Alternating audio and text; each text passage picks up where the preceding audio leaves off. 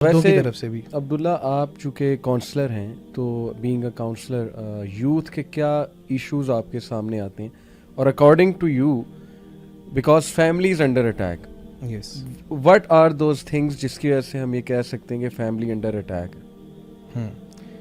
इसमें देखें अली भाई, जिस तरह से हम अभी बात कर रहे थे और अली भाई ने बड़ी प्यारी बात की, मैं उसी की कंटिन्यूटी से इसको लेके आऊँगा।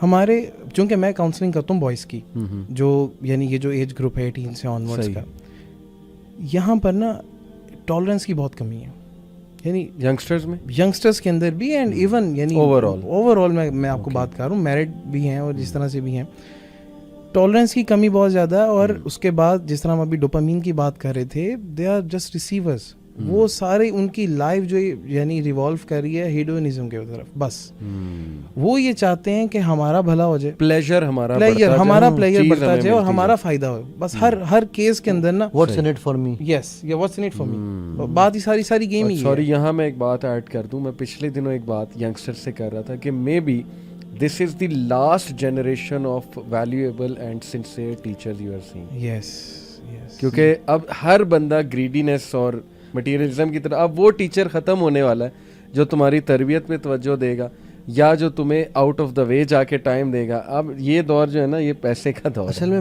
मेरा ये ख्याल था कि वो तो ख़त्म हो चुका है जी, दैट्स माई गेस। मैं ये समझता हूँ कि हमारे जो टीचर्स थे ना जी, उन जैसे टीचर्स मुझे तो आज, मतलब आप जैसे उस्ताद जो हैं, शायद आटे में नमक भी शायद ज़्यादा होगा मेरा ख्याल है, यानी कि बहुत कम लोग रह गए हैं who have a sincere desire to understand कि यार हम अल्लाह के अंबिया का काम कर रहे हैं, सही, बल्कि मुअल्लिम वाला काम, अल्लाह का काम कर रहे हैं, है ना। अल्लाह ने भी तो जी हाँ सिखाया ना अपने अंबिया को, सही बात, ठीक है। तो अल्लाह इज़ द बिगेस्ट मुअल्लिम, बिल्कुल अल्लाह के की हदीस। तो इसलिए मेरा ये ख्याल है कि ये तो जो आप जिस जनरेशन की बात कर रहे हो, वो तो शायद कोई इक्का दुक्का रह गए हो जो अगली दफा, हाँ अगली में शायद वो भी नहीं होंगे, इक्का दुक्का भी शायद ना हो। बिल्कुल सही कह रहे हैं। यानी आप ये देखें कि हमारे हर बिहेवियर को हम देखते हैं सही ओवरऑल, यानी हमारे घर मेहमान आ जाएं, सिर्फ मैं एक छोटी सी आपको मिसाल देता हूँ, हम एक तरफ मेहमान आए बैठे हुए हैं और अम्मी हमारे पास कह रही है जाके मिलो, जाके बैठो, पास बैठो। अब हमारे लिए, हमारे यानी यंगस्टर के लिए ये मुश्किल है कि वो अपनी पबजी की गेम को छोड़े और वो उसका जो इन्वेस्ट करे, बिल्कुल इन्वेस्ट करे, वहाँ जाके बैठे।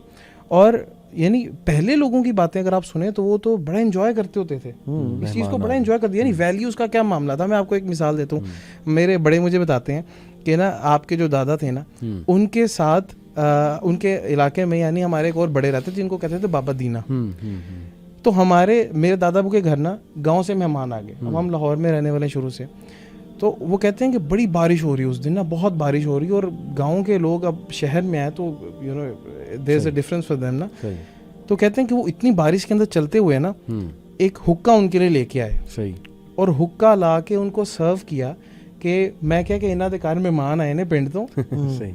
यानी आप ये वैल्यू सिस्टम चेक करने, ये वैसे ये कॉम्प्रोमाइज में अभी भी कुछ है, कुछ रह बट शहरों से ये नहीं, यानी गांव में मैं अभी रिसेंटली बेटे को मैंने कहा बड़े चाव से अपने गांव लेके गया।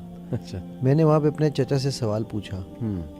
पहले ये होता था कि हम जाए गांव में सिर्फ इतना बताते थे कि यार चौधरी इजाज साहब का घर कौन सा है या फलाने साहब, वो घर तक छोड़ के आते थे। बिल्कुल। इस दफ़ा मैं चूँकि पहले बड़े अरसे बाद 15-20 साल बाद चक्कर लगा था, तो मैंने उनसे पूछा तो वो किसी को पहचान नहीं थी उनकी। सही। तो खैर हम घर पहुँचे तो मैंने उनसे कहा, मैंने कहा जी चाचू एक बात बताएं, जब यहाँ पर सड़कें छोटी तो दिल बड़े थे, आज सड़कें बड़ी हो गई हैं, दिलों का क्या हाल है? ऐसे ही कहते दिल रही नहीं